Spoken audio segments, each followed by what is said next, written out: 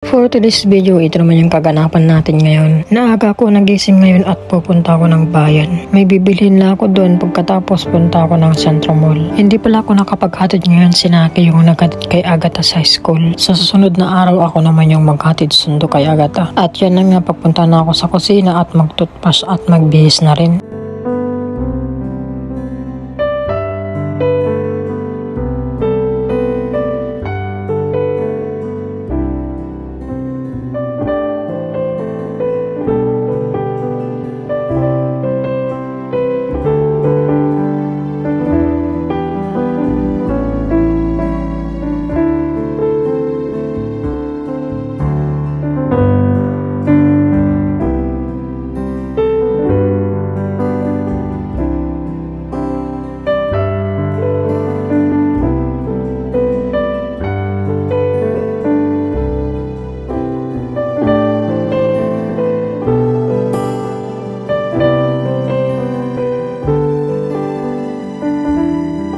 Diyan natapos na tayo nagtutbrush at lalabas na rin tayo. Maaga-aga pa naman, sakto hindi pa naman ako nagkape.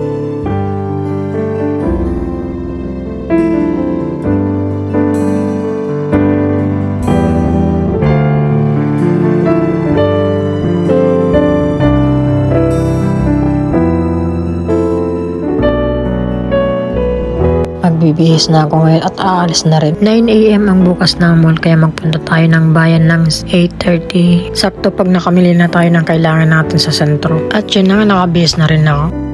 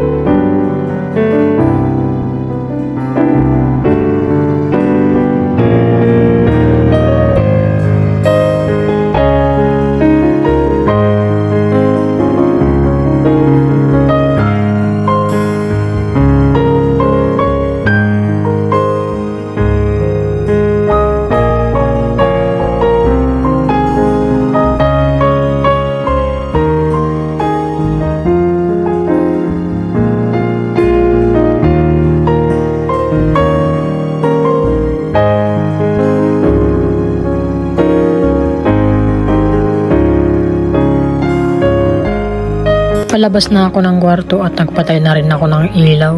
Iniram ko pala yung motor ni Nakay dyan ang gagamitin ko pantang bayan.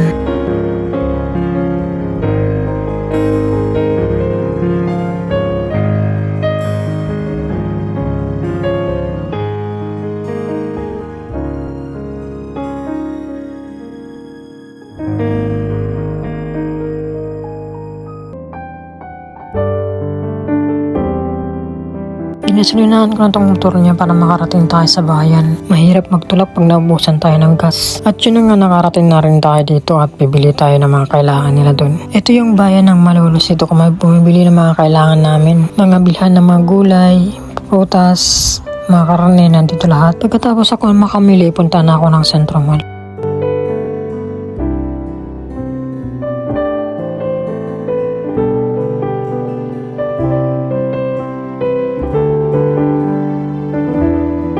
At yun na nga, nakarating na rin tayo dito sa Centro Mall. Sa mga naghahanap ng mga Korean noodles dito sa taas at Okoy King second floor dito sa Malolos, Bulacan.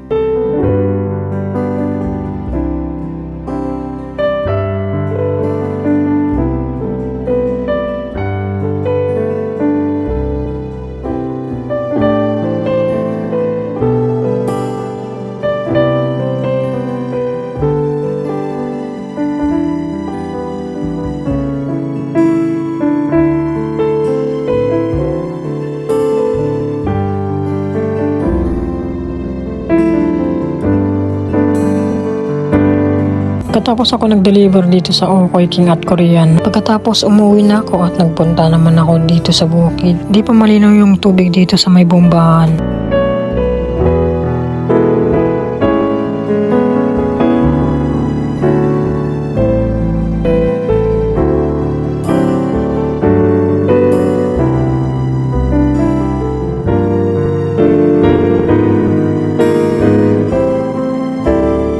At sinakin naman nagpakain ng mga alagang itik dito sa bukid.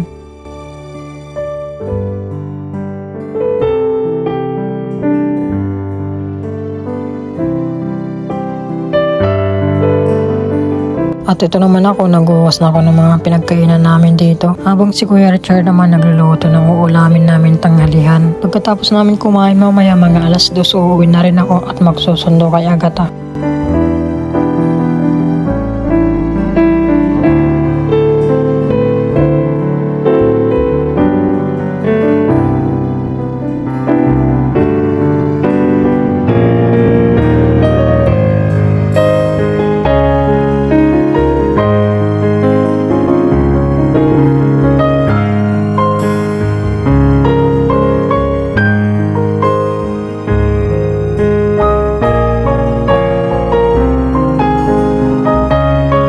Hanggang dito na lang tayo. Maraming salamat sa panonood. Huwag niyong kalimutan like and share and follow my page.